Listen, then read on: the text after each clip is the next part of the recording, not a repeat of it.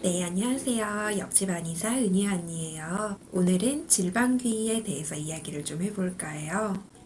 아마도 많은 여성분들이 사실 겉으로는 이야기 안 하지만 은근히 고민하고 계신 주제가 아닐까 해요.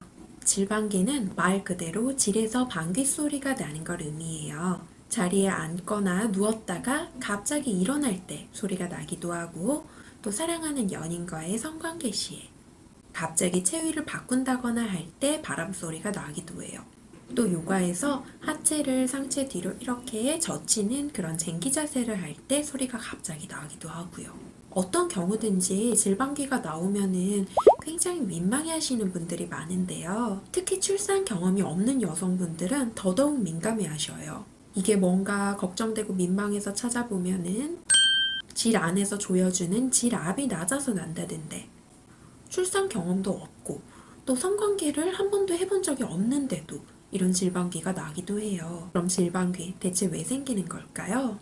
질방귀는 여러 가지 원인에 의해서 생길 수가 있어요.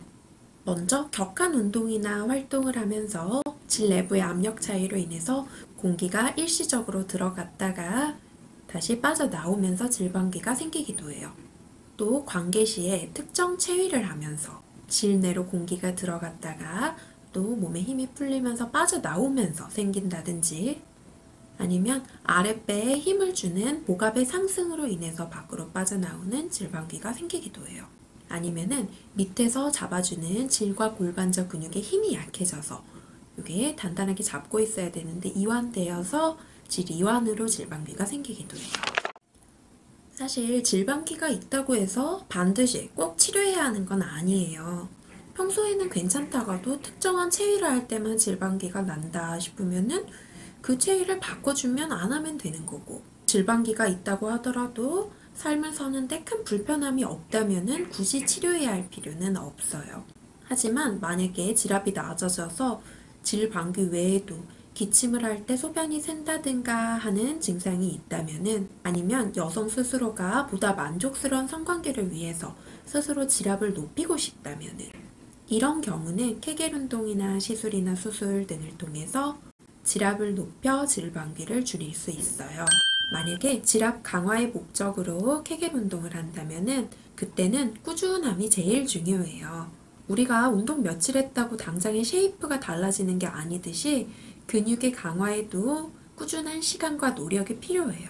그래서 매일매일 꾸준히 오랫동안 해야지 케겔 운동은 효과를 볼 수 있어요. 근데 만약에 출산 후에 질 이완 정도가 굉장히 심하고 아니면은 케겔 운동만으로도 만족할 만한 효과를 얻지 못한 경우, 이런 경우에는 수술이나 시술을 고려해 볼 수가 있어요. 그리고 간혹 남성분들 중에서 이런 질방귀를 성관계를 많이 해서 질이 헐거워져가지고 생긴 거 아니냐라고 착각하시는 분들이 있는데 절대 그렇지 않아요. 관계를 한 번도 안 해본 사람도 질방귀는 생길 수가 있어요. 오래 앉아서 생활하는 사람들이 다리 근육이 부족할 수 있듯이 그냥 골반저 근육에 힘이 부족해서 질방귀가 생길 수도 있어요. 그럼 그냥 운동으로 강화해주면 되는 거예요.